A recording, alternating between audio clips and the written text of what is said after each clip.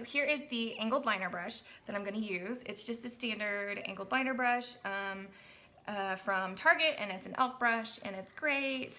It was like $1, I think. The hairs that you may see on here are not from anything gross. It is from this. So this is how I do shadow liner.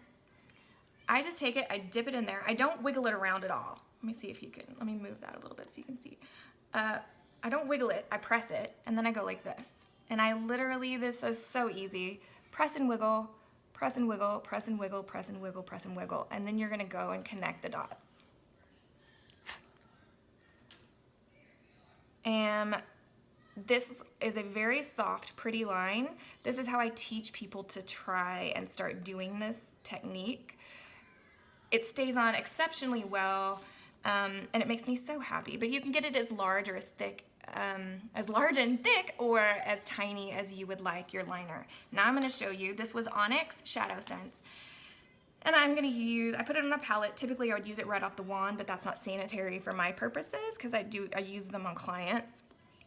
Okay, so press and wiggle, press and wiggle, press and wiggle, press and wiggle, press and wiggle, press and wiggle. And you can see it's not even straight, it's kind of lumpy. And then you play connect the dots, and then it starts to straighten out. And so I can make a really thick line, and you can get more on your brush, and that's totally fine. Or you can do a really thin line. It's completely up to the person who is applying the product. Here, I'll show you a really thin line. Press and wiggle, press and wiggle, press and wiggle. And see, it gets a really pretty taper at the end. You can do that. You can go back, if you want to go back over it with the product. Let me show you technique. So pretend this is an eye. Let's pretend this is an eye line. On the outside edge of the eye, I'm going to take this brush, and I'm going to point the point is going to face the outside of the brush. I guess I'm holding my wrist in a really awkward position. I'm going to take it on the outside of the brush, and then I'm going to press and wiggle, press and wiggle, press and wiggle. And sometimes I don't even connect the dots. Press and wiggle, press and wiggle. And then about halfway, I flip the brush over, and so this points to the inside of the eye. Press and wiggle, press and wiggle, press and wiggle, press and wiggle. And then I'm going to go back over it. And at this point, if I use ShadowSense and I need a little bit more on the brush, I can. And then you're just going to connect the dots. It doesn't have to be in one fluid motion. It could be more like this, where you're really trying to connect the dots. Or it could be in one solid, real pretty line. But that's my trick. Don't ever try to do this when you're running late. For the first time, don't try that. You want to have some time and be able to play with a product.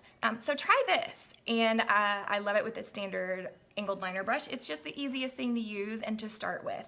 So there's that. And then let's pretend, let me wipe this brush off. Let me go over, so I'm going to take this brown. This is what I love about doing this. So I'm going to do it over the ShadowSense. So I just take and I press and wiggle again, but then I start to buff it out and kind of really go back and forth, almost like an eraser, like on a pencil. Hopefully you know what that is. Some younger kids do not know what that is. So like a pencil eraser, I'm just gonna go back and forth in tiny little motions to smudge out that line. So that's really pretty. So you can fade it down, you can keep it really solid. But there's that, and that's one of my favorite ways to apply eyeliner. So if you have questions, comment below, or text me, or message me, or whatever. But there we go. There's liner with shadow and liner with ShadowSense, and a tapered liner brush. So hope you had fun. Follow, share, enjoy. Thanks, bye.